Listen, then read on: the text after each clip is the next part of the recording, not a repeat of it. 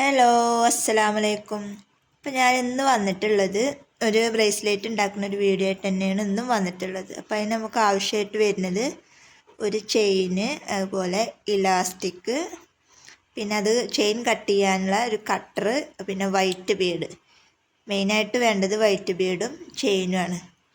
പിന്നെ നമുക്കത് കട്ട് ചെയ്യാനുള്ള കട്ടറും വേണം, പിന്നെ കത്തിക്കും വേണം, ഇലാസ്റ്റിക്കും വേണം. ഇത്രയും സാധനങ്ങളാണ് നമുക്ക് ഇതിനായിട്ട് ആവശ്യം വരുന്നത്. അപ്പോൾ ഈ ചെയിനിൽ നിന്ന് നമുക്കിങ്ങനെ ഒരേ വലുപ്പത്തിൽ ഒരു 5-6 പീസ് കട്ട് ചെയ്തെടുക്കണം. അപ്പോൾ ഞാൻ കട്ട് ചെയ്യണമൊന്നും കാണിച്ചിട്ടില്ല, എനിക്ക് ഈ കട്ടർ വെച്ചിട്ടൊന്നും കട്ട് ചെയ്യൽ എളുപ്പമില്ല. അപ്പോൾ അതുകൊണ്ട് തന്നെ പല്ലൊക്കെ വെച്ചിട്ടാണ് ഞാനും കട്ട് ചെയ്തെടുത്തിട്ടുള്ളത്. അപ്പം അങ്ങനെ ഒരു 10 പീസ്, 10 ഒരു 6-7 പീസോളം ഞാൻ അങ്ങനെ ഒരേ വലുപ്പത്തിൽ കട്ട് ചെയ്തെടുത്തിട്ടുണ്ട്.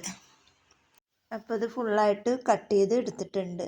ഇനി നമുക്ക് ഇലാസ്റ്റിക് എടുത്തിട്ട് നമ്മുടെ ബ്രേസ്ലെറ്റിൻ്റെ ഏകദേശം ഒരളവ് ഇലാസ്റ്റിക് എടുക്കുക. എന്നിട്ട് നമ്മൾ എന്ത് ചെയ്യുക, നമ്മുടെ കയ്യിൻ്റെ മുകളിൽ നമ്മൾ ആർക്കാണോ ഉണ്ടാക്കുന്നത്, മുകൾക്കാണോ നമുക്കാണോ ആർക്കാണ് വെച്ചെങ്കിലും ആ ഒരളവിൽ ഇലാസ്റ്റിക് എടുത്തിട്ട് ബാക്കിയുള്ള ഭാഗം കട്ട് ചെയ്ത് കളയുക. എന്നതിന് ശേഷം നമ്മൾ എന്ത് ചെയ്യുക, ഇത് കണ്ടതിപ്പോൾ നമ്മളിങ്ങനെ ചെയിൻ ഇങ്ങനെ കട്ട് ചെയ്ത് വെച്ചിട്ടുണ്ട്. ഓരോന്നായിട്ട് കട്ട് ചെയ്ത്, ഞാൻ ആദ്യം കട്ട് ചെയ്യണ കാണിക്കാമെന്നൊക്കെ വിചാരിച്ചു, പിന്നെ കട്ട് ചെയ്യണമൊന്നും കാണിച്ചിട്ടില്ല. അപ്പോൾ അല്ലാതെ നമ്മൾ ഒരു 7-8 എണ്ണം ഉണ്ട്.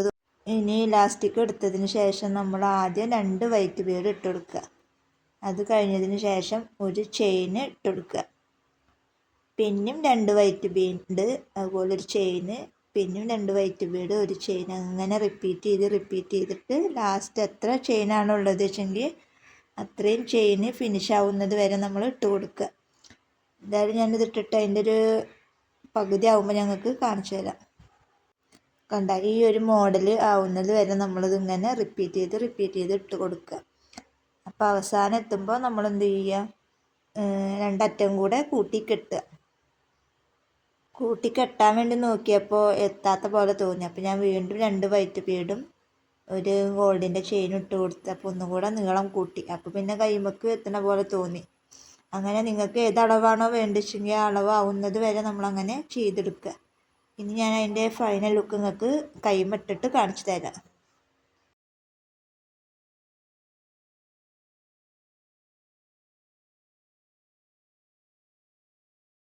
ഇതാണ് അതിൻ്റെ ഫൈനൽ ലുക്ക്. അപ്പോൾ എങ്ങനെയുണ്ട്, ഇഷ്ടമായപ്പോൾ എല്ലാവരും ഇതുപോലൊക്കെ ട്രൈ ചെയ്ത് നോക്കുക. ഇതിൻ്റെ ചെയിന്, അതുപോലെ വൈറ്റ് ബീഡ്സ്, ഇലാസ്റ്റിക്, ഇതെല്ലാം നമ്മുടെ കയ്യിലുണ്ട്. അപ്പോൾ ഉണ്ടാക്കി നോക്കിയപ്പോൾ നല്ല രസം തോന്നി. അപ്പോൾ ഇതുപോലെ നിങ്ങളും ട്രൈ ചെയ്ത് നോക്കുക.